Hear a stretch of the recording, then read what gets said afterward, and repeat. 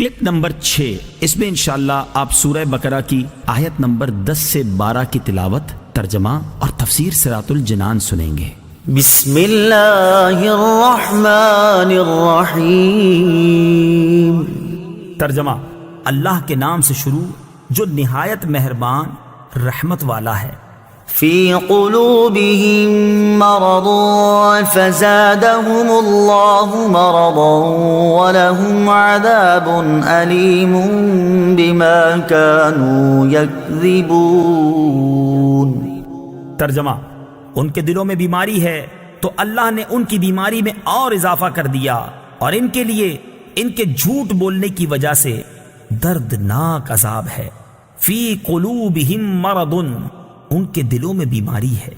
تفسیر صراط الجنان میں ہے، اس آیت میں قلبی مرض سے مراد منافقوں کی منافقت اور حضور پرنور صلی اللہ تعالی علیہ وسلم سے بغض کی بیماری ہے۔ معلوم ہوا کہ بد عقیدگی روحانی زندگی کے لیے تباہ کن ہے، نیز حضور اقدس صلی اللہ تعالی علیہ وسلم کی عظمت و شان سے جلنے والا مریض القلب یعنی دل کا بیمار ہے۔ روحانی زندگی کے خطرناک امراض، جس طرح جسمانی امراض ہوتے ہیں اسی طرح کچھ باطنی امراض بھی ہوتے ہیں۔ جسمانی امراض ظاہری صحت و تندرستی کے لیے سخت نقصان دہ ہوتے ہیں، اور باطنی امراض ایمان اور روحانی زندگی کے لیے زہر قاتل ہیں۔ ان باطنی امراض میں سب سے بدتر تو عقیدے کی خرابی کا مرض ہے، اور اس کے علاوہ تکبر، حسد، کینہ اور ریاکاری وغیرہ بھی انتہائی برے مرض ہیں۔ ہر مسلمان کو چاہیے کہ باطنی امراض سے متعلق معلومات حاصل کر کے ان سے نجات حاصل کرنے کی کوشش کرے، اور اس کے لیے بطور خاص امام غزالی علیہ رحمت اللہ الوالی کی مشہور کتاب احیاء العلوم کی 3 جلد کا مطالعہ بہت مفید ہے۔ فزادہم اللہ مرضا، تو اللہ نے ان کی بیماری میں اور اضافہ کر دیا۔ تفسیر صراط الجنان میں ہے، مفسرین نے اس اضافے کی مختلف صورتیں بیان کی ہیں، ان میں سے 3 صورتیں عرض کرتا ہوں۔ نمبر 1، ریاست چھن جانے کی وجہ سے منافقوں کو بہت قلبی رنج پہنچا، اور وہ دن بدن حضور پرنور صلی اللہ تعالی علیہ وسلم کی ثابت قدمی اور غلبہ دیکھ کر حسد کی آگ میں جلنے لگے۔ تو جتنا نبی اکرم صلی اللہ تعالی علیہ وسلم کا غلبہ ہوتا گیا اور آپ صلی اللہ تعالی علیہ وسلم لوگوں میں مقبول ہوتے گئے، اتنا ہی اللہ تعالی نے منافقوں کے رنج و غم میں اضافہ کر دیا۔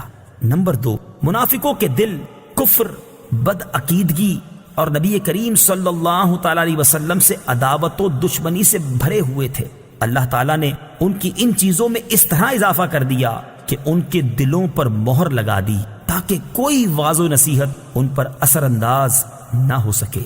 نمبر 3، جیسے جیسے شرعی احکام اور نزول وحی میں اضافہ ہوا اور مسلمانوں کی مدد و نصرت بڑھتی گئی، ویسے ویسے ان کا کفر بڑھتا گیا، بلکہ ان کا حال تو یہ تھا کہ کلمہ شہادت پڑھنا ان پر بہت دشوار تھا، اور اوپر سے عبادات میں اضافہ ہو گیا اور جرموں کی سزائیں بھی نازل ہو گئیں، جس کی وجہ سے یہ لوگ بہت بے چین ہو گئے۔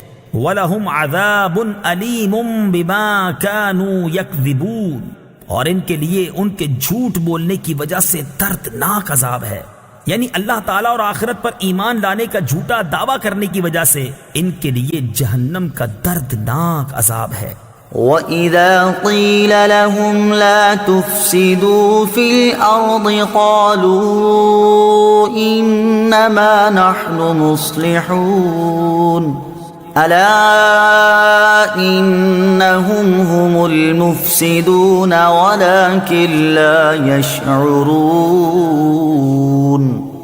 ترجمہ: اور جب ان سے کہا جائے کہ زمین میں فساد نہ کرو تو کہتے ہیں ہم تو صرف اصلاح کرنے والے ہیں۔ سن لو، بے شک یہی لوگ فساد پھیلانے والے ہیں، مگر انہیں اس کا شعور نہیں۔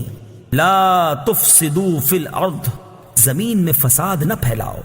تفسیر صراط الجنان میں ہے، اس آیت اور اس کے بعد والی آیت میں ارشاد فرمایا کہ جب ایمان والوں کی طرف سے ان منافقوں کو کہا جائے کہ باطن میں کفر رکھ کر اور صحیح ایمان لانے میں پسو پیش کر کے زمین میں فساد نہ کرو، تو وہ کہتے ہیں کہ تم ہمیں اس طرح نہ کہو، کیونکہ ہمارا مقصد تو صرف اصلاح کرنا ہے۔ اے ایمان والو، تم جان لو کہ اپنی اسی روش پر قائم رہنے کی وجہ سے یہی لوگ فساد پھیلانے والے ہیں، مگر انہیں اس بات کا شعور نہیں کیونکہ ان میں وہ حس باقی نہیں رہی جس سے یہ اپنی اس خرابی کو پہچان سکیں۔ منافقوں کے طرز عمل سے یہ بھی واضح ہوا کہ عام فسادیوں سے بڑے فسادی وہ ہیں جو فساد پھیلائیں اور اسے اصلاح کا نام دیں۔ ہمارے معاشرے میں ایسے لوگوں کی کمی نہیں جو اصلاح کے نام پر فساد پھیلاتے ہیں اور بدترین کاموں کو اچھے ناموں سے تعبیر کرتے ہیں۔ آزادی کے نام پر بے حیائی، فن کے نام پر حرام افعال، انسانیت کے نام پر اسلام کو مٹانا اور تہذیب و تمدن کا نام لے کر اسلام پر اعتراض کرنا، توحید کا نام لے کر شان رسالت کا انکار کرنا، قرآن کا نام لے کر حدیث کا انکار کرنا وغیرہ سب فساد کی صورتیں ہیں۔